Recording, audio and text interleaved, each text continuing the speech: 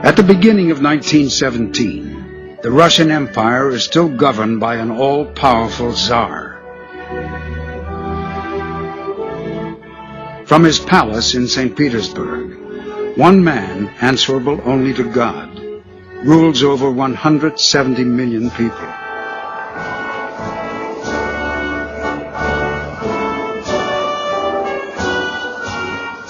Nicholas II holds more power than any other monarch in Europe. He has resisted political change.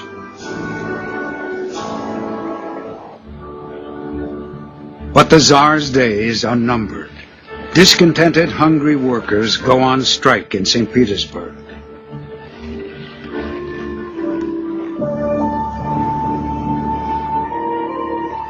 Russia has been fighting in the First World War for nearly 3 years, and the Tsar's huge armies have become demoralized and disaffected. They've suffered defeat after defeat.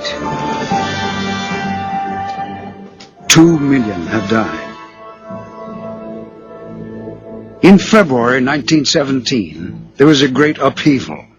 A provisional government takes over. The Tsar abdicates and is arrested. What happens next will change the course of history.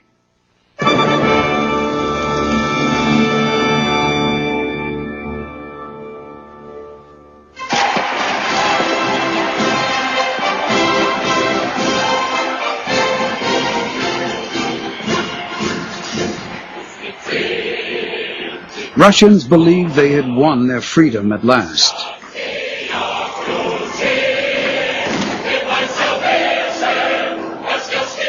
In the euphoria, soldiers whose mutiny had helped bring down the Tsar celebrated with workers. Most people expected democracy, elections, and an assembly to steer the country.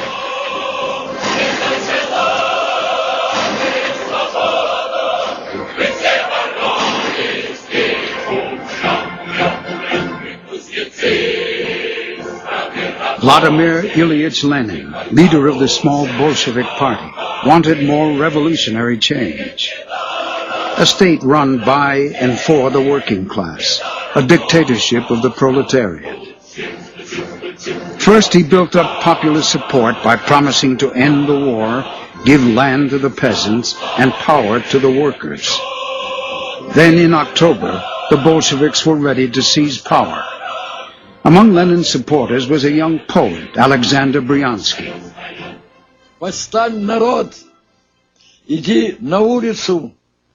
Take to the streets, rise up, raise your hammer, forge happiness for the world, end the bowing and scraping, go boldly, shine, rejoice.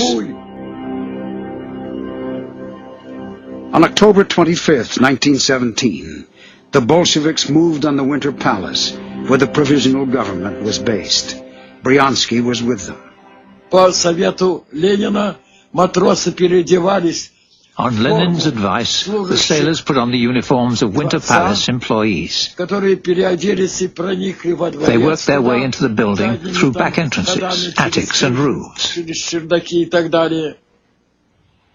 On a warship behind the Winter Palace, Bolshevik sailors waited to give a signal for the final stages of the coup. When the aurora fired, everyone rushed forward, shouting hurrah. We climbed over the gates and broke into the Winter Palace. I was at the front. I ran up the stairs and stumbled into a big hall where there was a whole detachment of officer cadets with their rifles at the ready. I shouted, "Throw down your rifles!" And they threw down their weapons as if to order. They'd seen how angry we were. The taking of the Winter Palace was reconstructed on film by the revolutionary's own director, Sergei Eisenstein, in a highly dramatized version.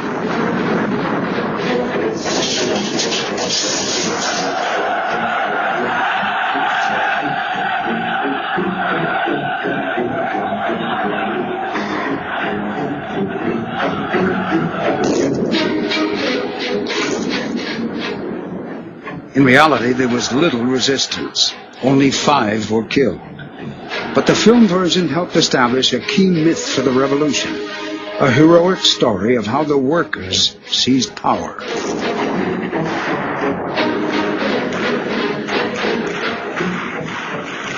That same night, Lenin spoke to the workers' revolutionary councils, the Soviets, setting out his vision. He told them Russia had turned a new page, leading to the victory of socialism. From now on, he said, the oppressed masses will themselves form the government. Outside the hall, many were frightened by what the Bolsheviks might do. But the early believers were excited by Lenin's message and full of hope. Что будущее России пойдет по другому пути, по пути власти. I thought that the future of Russia would take a different path, that the people would exercise power through the workers and soldiers, Soviets. Everyone would work wherever they were, free from exploitation. Свободным от всякой эксплуатации. Ну, мне нравилось, что эта теория обещает в будущем. What I liked was the promise of a happy, classless society in the future, in which everyone would enjoy all the good created by the society. Потому что меня что привлекало? Справедливость. I was attracted by the idea of justice, equality between people, acting in the name of humanity. Действия всех наших структур ради человека.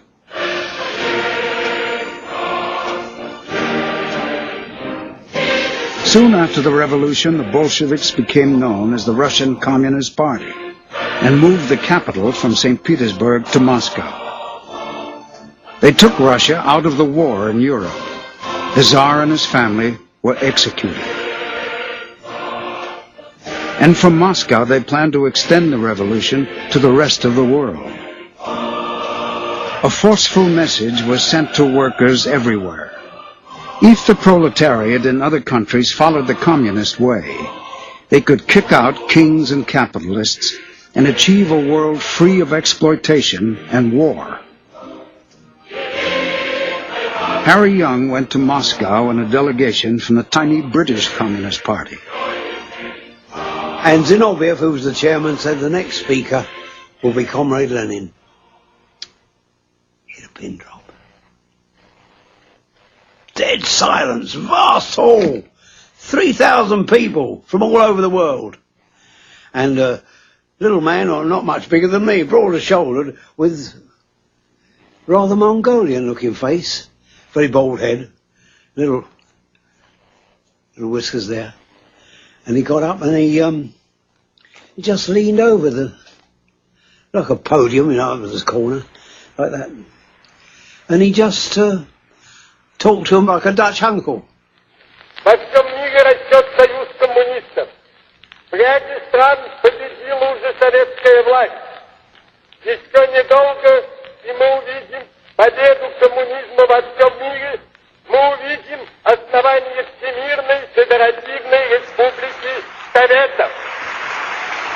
I thought he had set the scene for the World Revolution.